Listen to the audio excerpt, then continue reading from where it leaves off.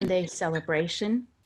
It's a pleasure to have you here, and wherever you've come from, we say that you're here by divine appointment. And we're in the process of continuing to learn as we go with the digital service. And so it's my pleasure to be here with you, with Joyce Jackson, who is also helping. And if you are here for the first time, we invite you to check out our website, unity@worldhealing.org. And it's our joy to be part of God's service this Sunday morning in all the places that services are occurring online. We have a special guest today. It's my pleasure to have our good friend, Reverend Jody Stevenson from the Denver area. And at this point, I'm going to speak a prayer that is the response for this time, this extraordinary time in which we are all having our awareness and our hearts open to the social justice and social inequities that have been occurring. So I will read to you Unity's prayer for the wounded heart of humanity. Together, we call upon God's love in this important moment. Knowing that the divine love is the greatest power in the universe. We pray for the wounded heart of humanity as we grieve, rage, cry, and despair over injustice and inequity. May divine love enfold and comfort everyone who is hurting. May divine wisdom guide each person and institution in taking inspired action to ensure that all are celebrated for their inherent goodness as part of God's creation. May we remain resolute in walking the course of human rights and social justice for all. We pray in the spirit of unity, love, and oneness. Amen. And if you are inclined to have a copy of this, you can put the request in the chat, or you can go online to Unity Worldwide Ministries, but we'd be happy to give you that for your own daily prayers.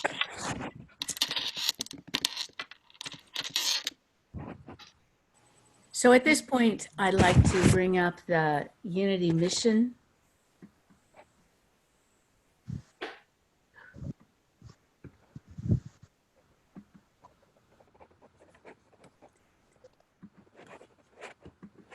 And together, let's say, our mission.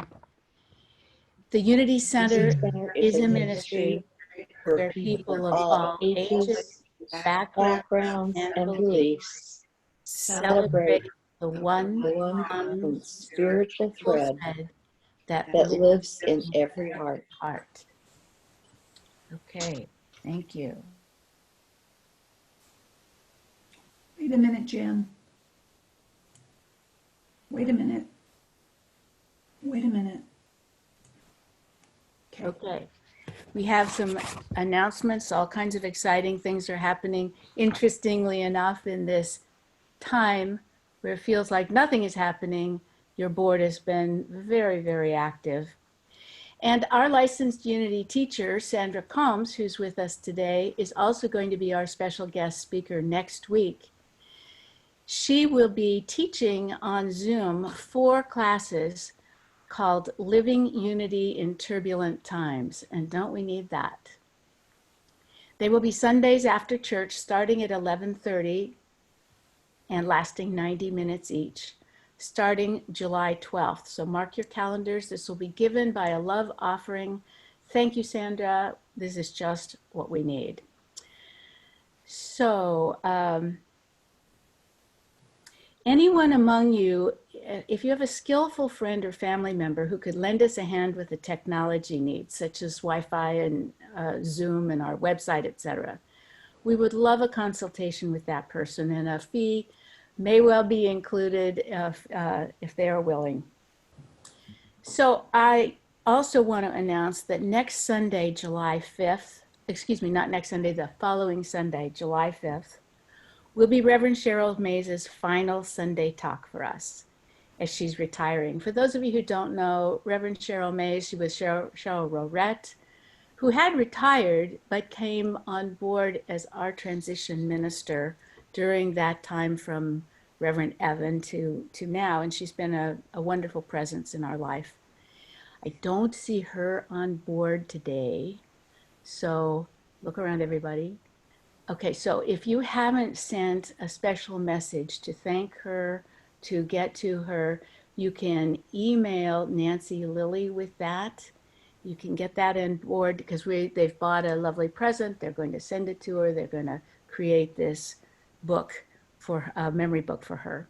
So Nancy's email is replayfun1999@gmail.com.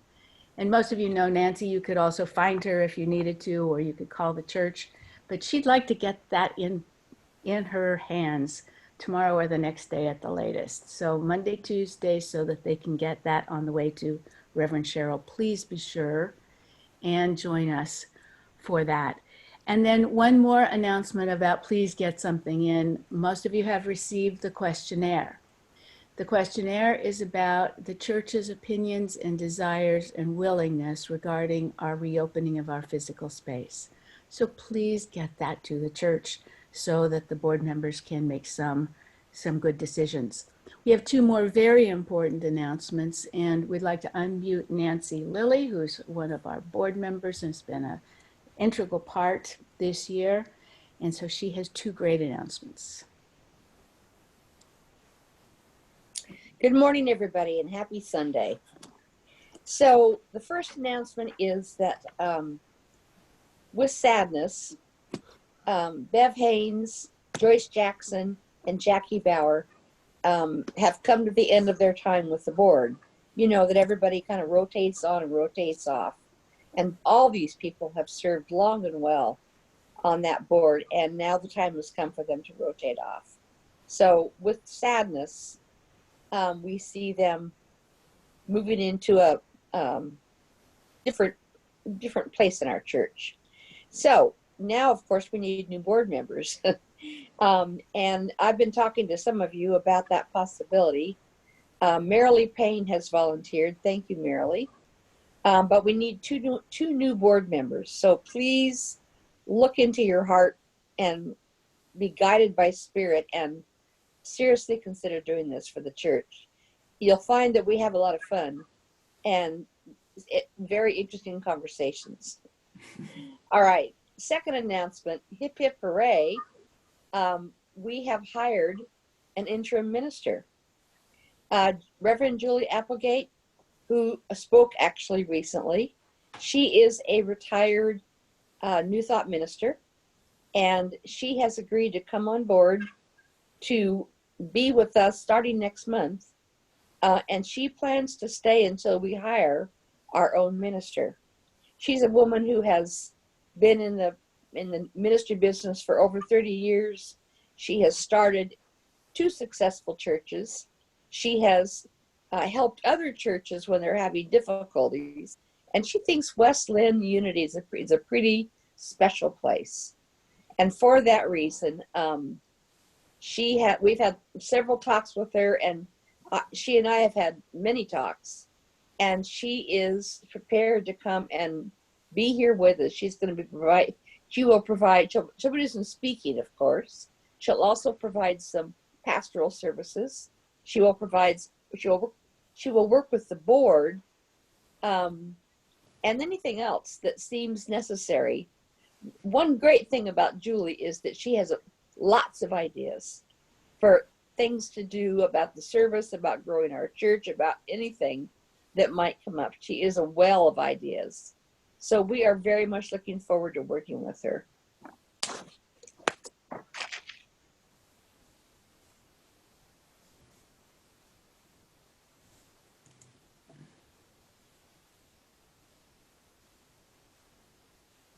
The board members will be voted in at our annual meeting in August. Thank you. Thank you, Nancy. This is a time when we opened our service at a level maybe a little deeper than we have so far. So I invite you to close your eyes, to come together, to take the breath of life that brings you deep, deep in your spirit. Today is a day when we celebrate that nurturing, caring, inspiring, challenging aspect of God that we call the Father. Each of us has had a male in our lives that has given us the gift of life, that has shared in part his DNA. Each of us has had deep, deep experiences of what that father role means in our lives. And that's such an important role. People, men, and people who have taken the role of fathers have done so much in our lives. They've been nurturers and carers and providers and challengers. They've worked hard. We love them for what they've done, and in many cases for what they have not done. And so I speak my word this day for a deep, deep appreciation of that divine aspect of ourselves. Either we have been fathers, grandfathers, brothers, uncles, friends. We have been husbands. We have been those people who have taken on a large share of responsibility for other people's well-being. That's a divine part of each of us. And so we are so grateful that we've had these elders in our lives. Either they are still with us or they're no longer with us on this plane, but in eternity. And so I speak my word for each of us to know the divine principle of fatherhood, to take this moment today. If there's any hurt, if there's any unresolved part of our life, either with our human father or in our relationship with that divine expression that sometimes we call Father God, this is the time where we allow the gaps to close lovingly, and to remember and to honor and to be grateful for the very best of fatherhood, to come together in joy and peace and challenge and energy and life with deepest thanks for the opportunity to live life. And today we speak with deep knowing that all is healed, all is well, and so it is. Amen.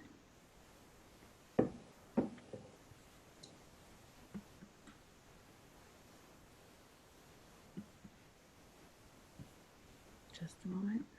We're doing a little sharing here. This is a little present for Jody.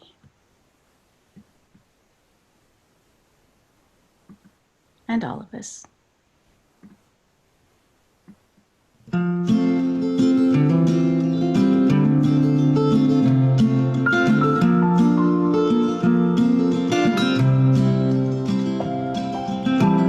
mud, no lotus.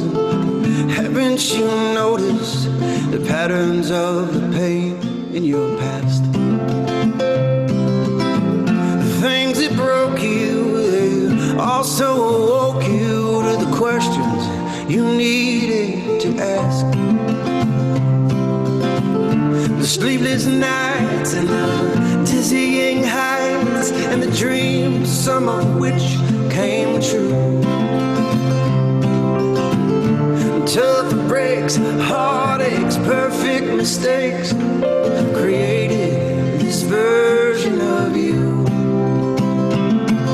And everything you go through grows you. Grows you. And everything you go through grows you. Exposes who you are.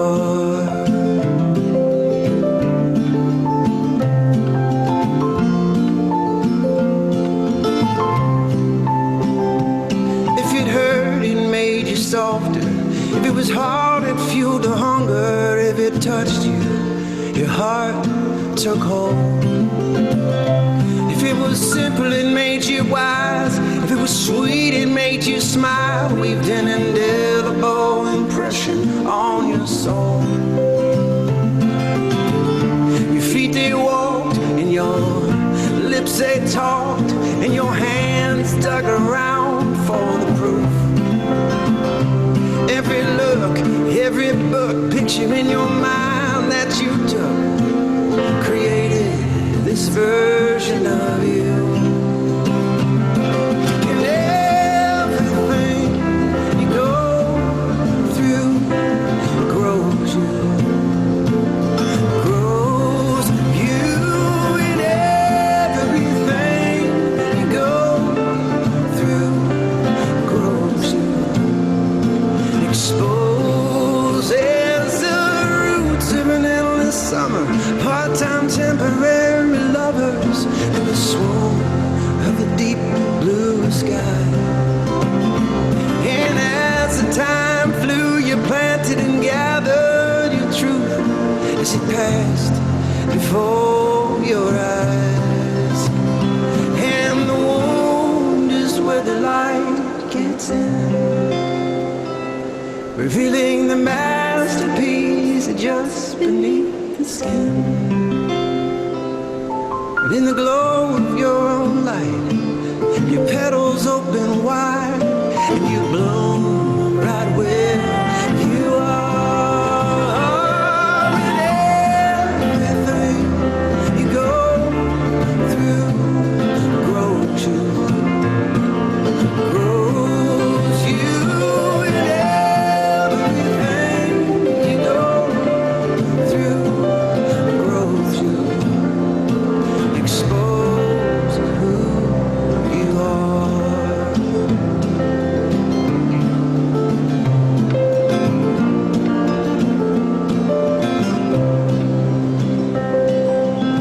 No mud, no lotus. Haven't you noticed the patterns of the pain in your past? The things that broke you, they also awoke you to the questions you needed to ask.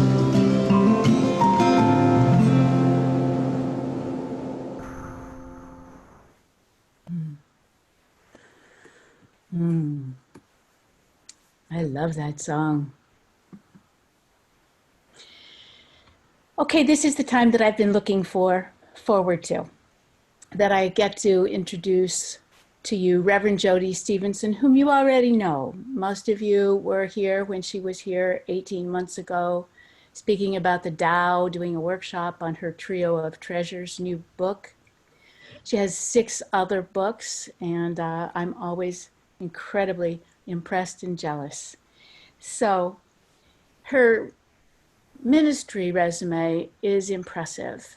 She was the senior minister of the Colorado Church of Religious Science, Colorado Springs Church of Religious Science. She was the education director for Living Enrichment Center. She started Soul Purpose Ministries. She has an institute there in the Denver area called Institute for Richer Living.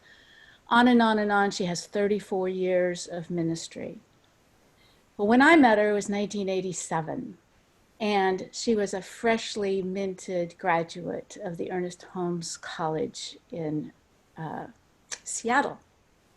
And I was a disheartened, disgruntled board president, but hopeful because we'd had a very bad, very hard year in 1986. And most of you know this story. We had to give back a church and a minister's house to the people who owned it before. We lost our dear minister in a fatal car accident. We were having a rough and terrible time. However, we had come to the point where we were about to hire our new minister. We were set out on that. And quite frankly, we kind of expected we were going to hire a senior minister. We were going to find somebody who knew how to bring us together and whip us into shape, and you know how that goes. And who came along was this beautiful, generous, heart-filled, single mom with two great little boys who moved herself to Portland. And God whispered in our ear and said, she's the one. And quite frankly, I think if you would ask her, both of us, all of us felt that was the best decision we could have made. She beautified the unbeautiful. She helped us see things that were possible that we couldn't see. And together we formed a pretty good leadership team. And in the process, we grew the church. We rebuilt the church, and she grew the church. And in that process, we became lifelong friends. Now, I think, tell the truth, there's a lot of people in Jody's life who think that they are her best friend. And that's okay. They can. However, we know there's no one with whom we laugh harder, and we will both say we've cried in the very best restaurants. So I got to speak at Boulder Valley Church of Religious Science a few weeks ago, and when she introduced me, it was hard to listen to because it was so heartfelt. And one thing she said, I will return the compliment. She is my 3 o'clock friend, 3 in the morning friend. And I give you Reverend Jody Stevenson.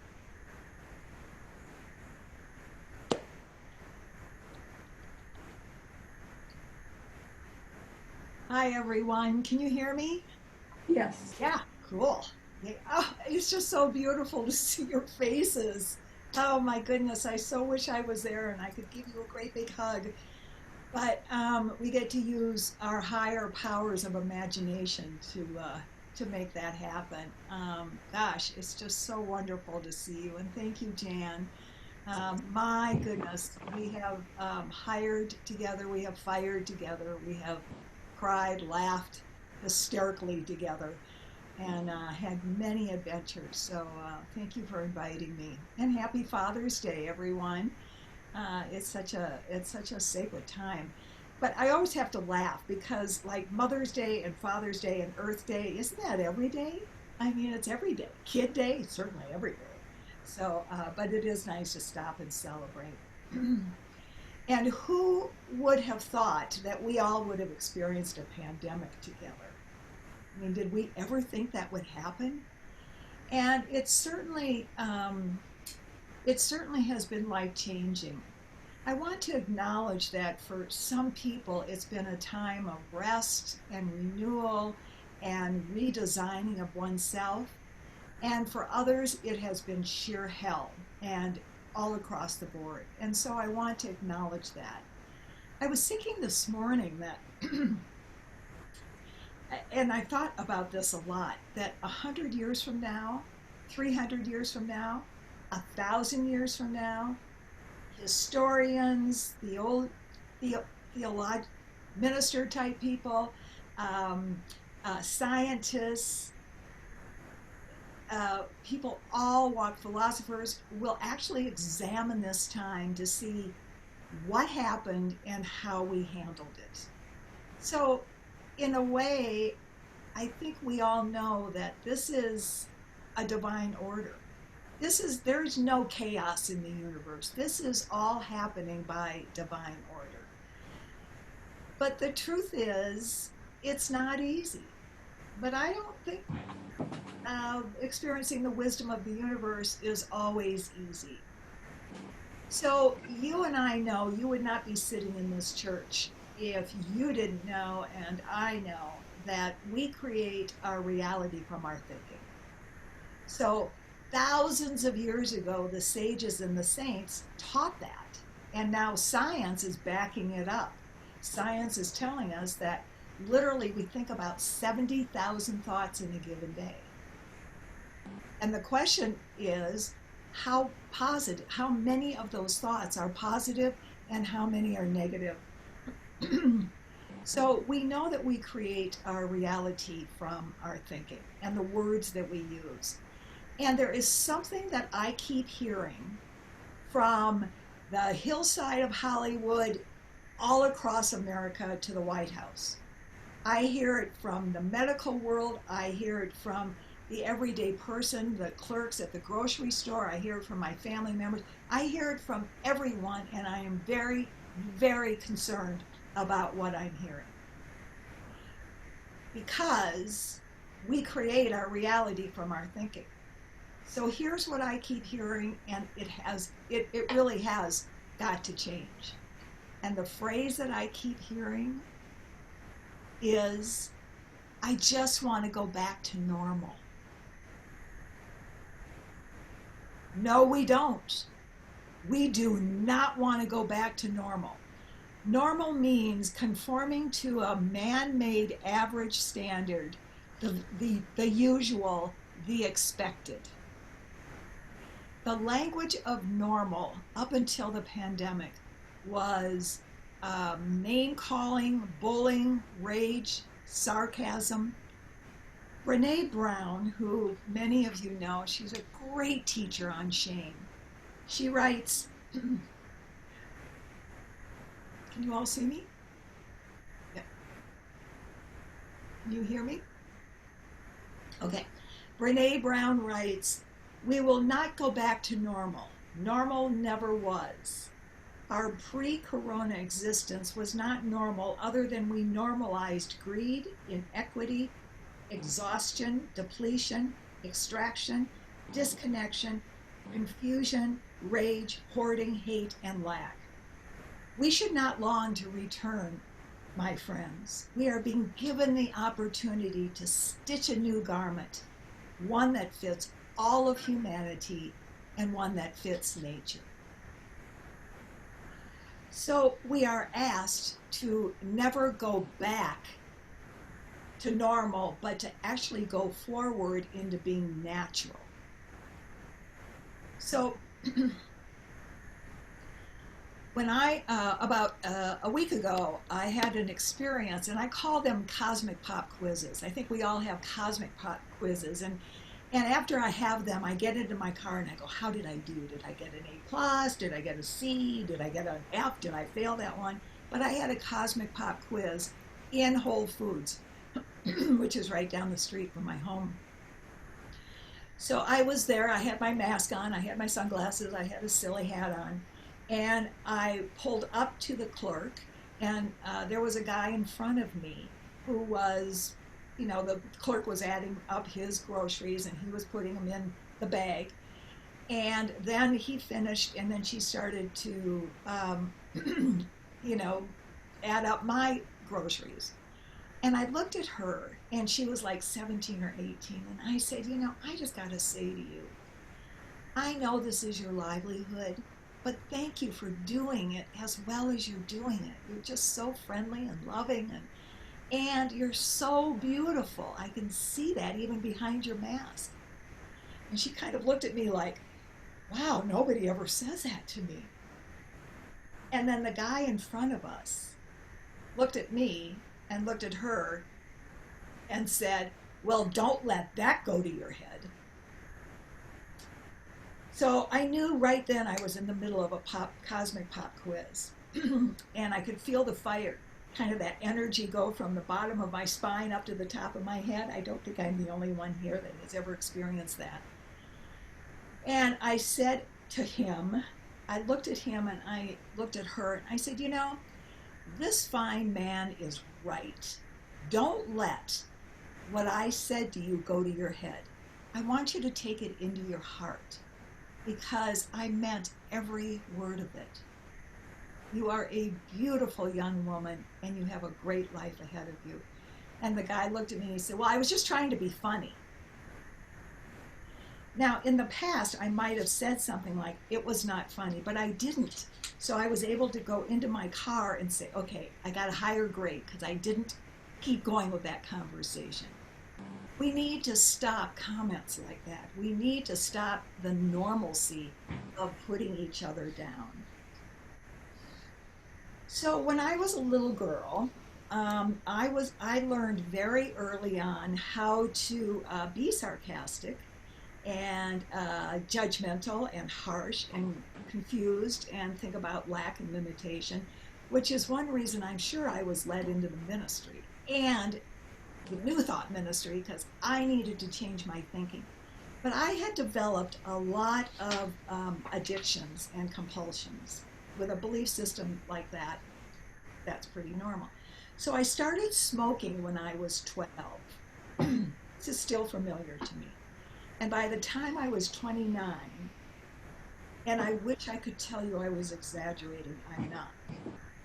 I was smoking 2.5 to 3 packs a day of marbles. So when I was 29, when I was 28, my mother died. And when I was 29, I thought, I probably need to stop this. I mean, it was still considered kind of sexy. And cigarette packs were only 50 cents in those days. I think they're like $5 and something now. But I knew I needed to quit. So I signed up for a smoking cessation class. It was a 10-week course, and I specifically loved this class because you could continue smoking while you were learning how to quit. So it was a Tuesday night. I was in La Jolla, California. I am sitting in the very front row, and the moderator stands behind the podium, looks out at the audience, and says, class, tonight we are going to discuss something that some of you already know, some of you don't know. All of you will find out tonight. Some of you want to know, and some of you will not want to know. So I'm lighting my cigarette, and I'm sitting there. I have my new cigarette, and I'm about to light my with my old cigarette. I'm sitting in the front row, and the moderator goes, you, and she points, you, and you, and there's 100 people in this room. Can you imagine the secondhand smoke? Didn't care. You, and you, and you, and you, and you, and you, and you, and then she points right at me. She stretches her arm, and she said, as I'm lighting my 2 cigarettes, you are a choice in life.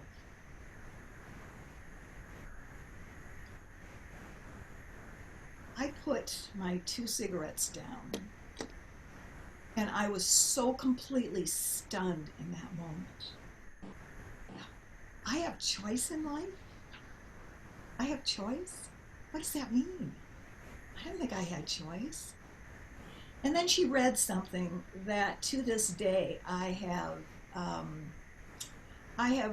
read this to thousands of people. It's in my books. I've worked with clients around this. And this is what she read that night. And it's written by the very famous sage Anonymous, as far as I know. Today I choose to live by choice, not by chance. To make changes, not excuses. To be motivated, not manipulated. To be useful, not used. To excel, not compete. I choose self-esteem, not self-pity.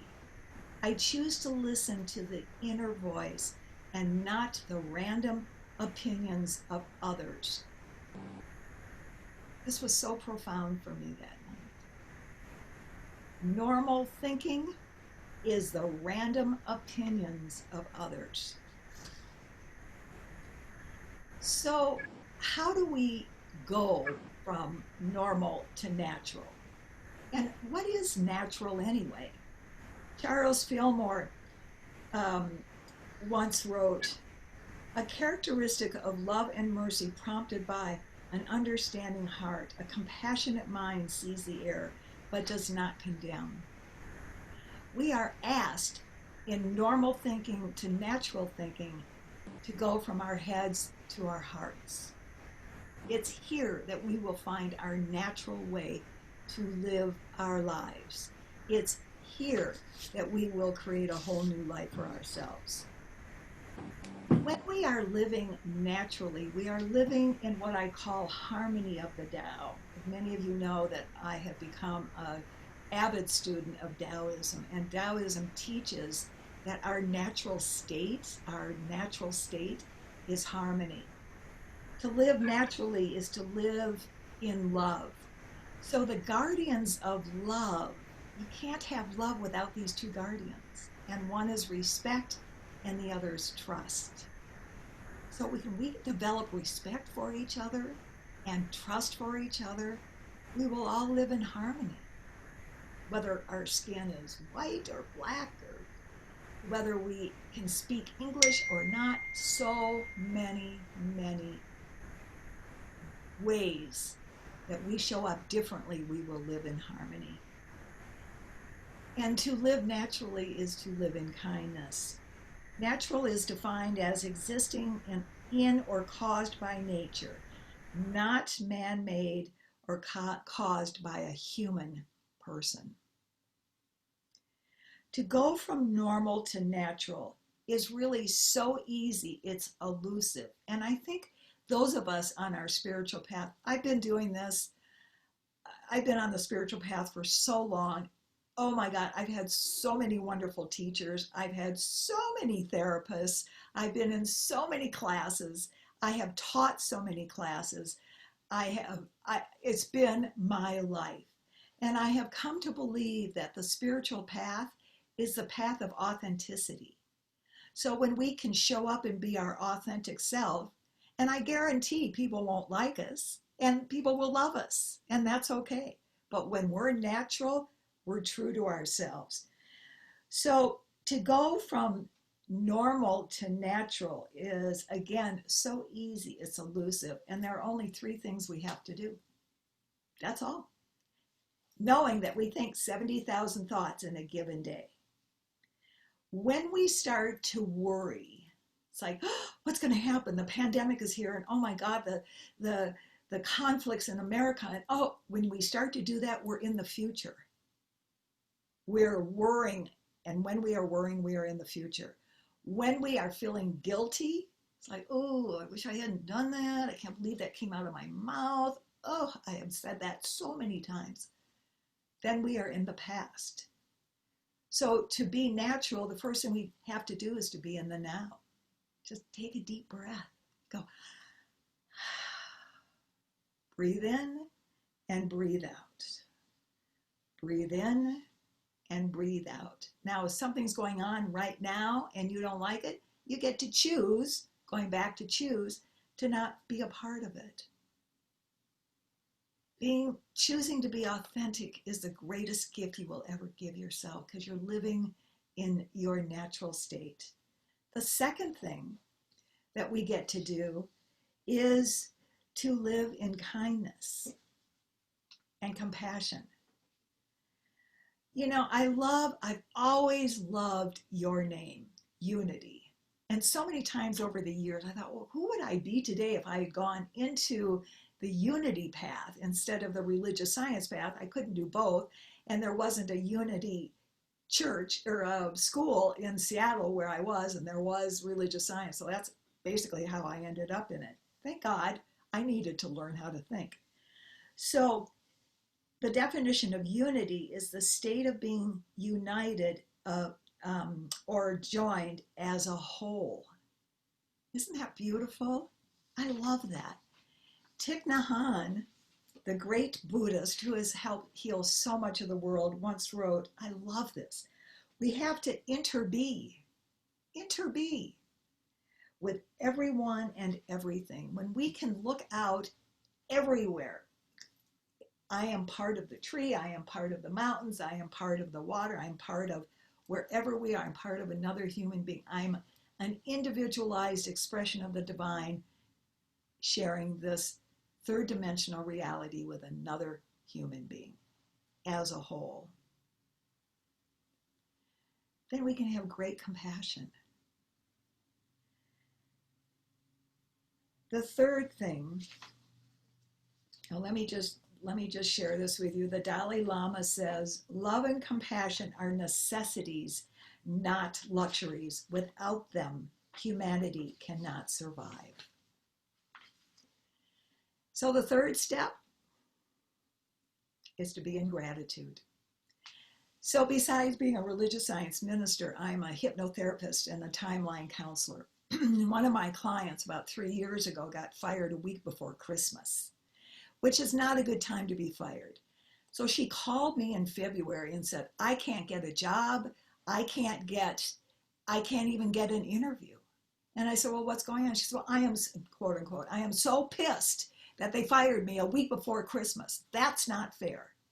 And I said, well, would you want to hire you right now? She said, no. And I said, well, you're not going to get anything until you start being grateful. What are you grateful for? And she said, well, I'm grateful for my daughter, and I'm grateful for, and we went on, and then we talked for about 10 more minutes, and she told me all the things she was grateful for.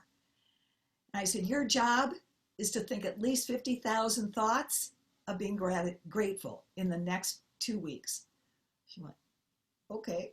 She took them on. She called me about 3 weeks later and said, guess what? I got hired. I have a brand new job, and it's so much better than what I had. So what are you grateful for? Because that is your natural state of being.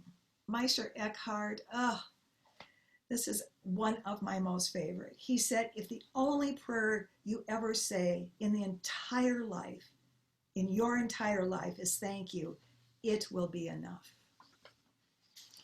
So the 3 steps: bring yourself back to now, come from a space of compassion and love, knowing that respect and trust are the foundations, the guardians of love, and live in gratitude. It's really so simple. So I apologize for not getting this to Jan beforehand, but I will send this to her. I'd like to give you a little homework. I've sent this out to every person I know on the planet that's on my email list. And I've asked them to say this prayer between now and the time the pandemic ends. And that may be years. We don't know. Maybe months, maybe weeks, maybe tomorrow. We don't know. It's a Buddhist prayer. It's the most popular Buddhist prayer. And it reads, may all beings be peaceful. May all beings be happy. May all beings be safe. May all beings awaken to the light of their true nature. May all beings be free. Because when we can fully embrace this, we are living our natural selves. So let's take a few moments and just really go into our hearts. I'm going to ask you, if it feels comfortable, please close your eyes and go into your heart. The heart is considered now by science to be more powerful than the brain. It is through which the divine expresses. It is through which we forgive. We embrace our passions and our goals. So let us bring our attention to our beautiful heart chakra. And I'd like to ask you to imagine that you actually step inside yourself. And inside, you will find the most beautiful inner sanctuary. And what is it for you? Maybe there's blue sky with white puffy clouds that you watch go by. Maybe there's flowers everywhere, dragonflies and butterflies, and maybe there are boulders. Maybe there's mountains way over there on the edge. Maybe it's the seashore. But here you are in your inner sanctuary, and you recognize that in your natural state, you are interconnected with all living beings. And in just a moment, you notice somebody walking towards you from your right. And it is your future self. It's the you that has fully committed to living a natural life, letting go of all normal thinking. And he or she is absolutely, stunningly, radiantly beautiful. She comes over, he comes over, he gives you a big hug. He takes your hand, and together you walk towards a bridge.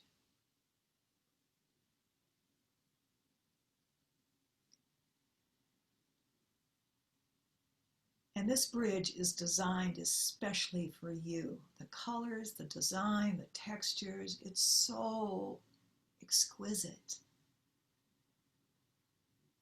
You walk up to this side of the bridge, and in this moment, you choose to let go of any normal thinking that you may have, any criticisms, any judgments, any ways of being that do not reflect your authentic, beautiful, natural self. And then with the greatest of ease, you notice your future self on the other side. Mystical things happen all the time. He or she standing next to you, and there you are on the other side. And you have a choice to cross over the bridge or stay on this side, stay in normalcy, or to cross over the bridge and step into your future self, your natural, beautiful future self.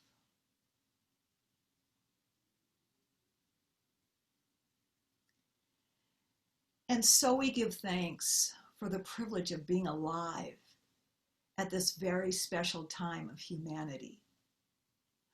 We give thanks for all of our challenges and all of our successes and everything that we have created. And as a community, we hold Jim, we put Jim in the circle of love from all of us, and know that his leg swiftly and quickly reveals its total wholeness. And the process that he goes through is done so with ease and joy. And I know for this beautiful Unity Church in West Lynn, Oregon, that you continue to thrive and grow and embrace your authentic self of being of service to humanity, where you are richly rewarded for the output of your talents and your skills, collectively and individually. Because who you are and who I am and who these communities are that are little beacons of light around the world, it's all by the invitation of the divine. So we say yes to our authentic nature. We know that we move forward into being natural, letting go of what was normal so that we can embrace our greatness. And we give thanks for this time together and the love that we share. And together we say, and so it is. Amen. Thank you, everyone. I love your church. I think you're all wonderful. Again, I give you a great big hug. Thank you, thank you, thank you, Jody. You know, she's already opened our offering. She's already recognized that this is God's center, and that through our power of gratitude, we give back forth into this time. I'm going to put up the slide that shows where one can contribute and how one can contribute. But this is definitely the time. We can do it by going on the website, pushing donate. You can send a check through the mail. We'll put the slide up again at the very end. But let us at this moment take our gifts and offerings in our hands and our hearts, put our hand on our hearts and say, God's love in me blesses and multiplies all that I am, all that I give, and all that I receive. Your gifts turn into miracles. Not only those you give here, but those you give into the world. There is no lack.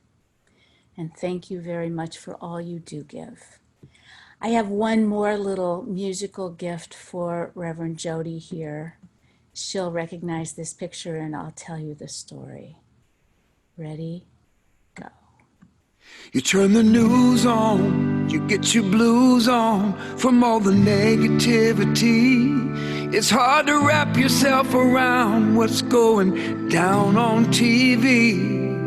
You can stress it, second guess it. You can think about it way too hard, or you can move the conversation from your head to your heart. Sometimes it's a matter of just letting go and holding on to the one thing we know. Love wins, love wins. That's where the circle of life begins. It's the one simple lesson we're learning again and again. Love wins. We all matter. It doesn't matter if we're on one side or the other, as long as we find a way to get along with one another. We can agree to disagree, or maybe even realize that you see another point of view when you look through someone else's eyes. Sometimes it's as easy as just letting go and holding on to the one thing we know. Love wins, love wins. That's where the circle of life begins. It's the one simple lesson we're learning again and again. Love wins whenever you give it a chance. It is the one hope that everyone has to build a better world for us all. Love wins, love wins. That's where the circle of life begins. It's the one simple lesson we're learning again and again. Love wins. That's where it all begins. Love wins. We learn it again and again. Love wins. That's where it all begins. Love wins. We learn it again and again. Love is the lesson. Love wins. That's where it all begins. Love is the lesson. Love wins. If we learn it again and again. Love wins. If we that's where it all begins. Love wins. If we learn it again and again. Love is the lesson. Love wins.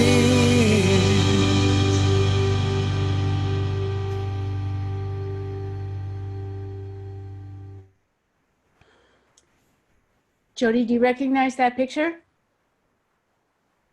I'll tell the story because you're still muted, but you know I mentioned Jody does a lot of weddings, and that was one of the best weddings she ever did.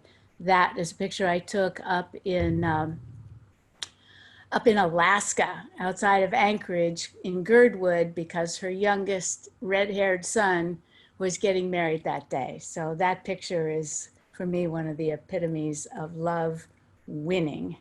Anyway, so I want to just thank everybody who participated in the service today, and a lot of you did, and a lot of you participate in ways that are not as obvious or as seen. I want to thank you all. Reverend Jody has offered to spend a few minutes afterwards, 15 or 20 minutes, if you want to stay after to ask her questions or chat or anything else. We all want to connect. So just as we close up the service today, remember that each one of us has a glowing candle in our life, that endless candle. But at the end of each day, sometimes we just blow it out. And so we take a moment in our service to blow out that candle. 1, 2, 3. But we know the light never goes out because we are the light, truly. And so as we wrap up today, we will say our prayer of transformation. And then what we'll do is we'll stop the recording and we'll finish up in the way we always do. So stay on and let's say our prayer of transformation. Come along, come along. This sharing business is so fun. Whoops.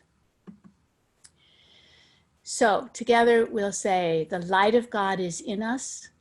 The love of God moves through us. The power of God transforms us. The presence of God is who we are. Wherever we go, God is, and all is well.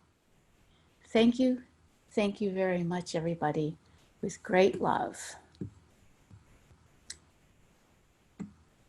Oh, one more thing. If you have been inspired by today, please invite your friends. We're here every Sunday, only now we're here at 10 o'clock. So let your friends know that we are here at 10 o'clock and we are at the same Zoom link, which you can get online. You can get on our mailing list. If you're not on the mailing list, go on the website and you'll get our e-news. And there's all kinds of exciting things happening. Again, remember, Sandra Combs, our licensed Unity teacher, is speaking next week. It's going to be great. She's going to be teaching in July, so make plans for that. And Reverend Cheryl Mays on July 5th. So thank you, everybody. Now we're turning off the recording. Thank you, Jody. It was such a joy to have you here.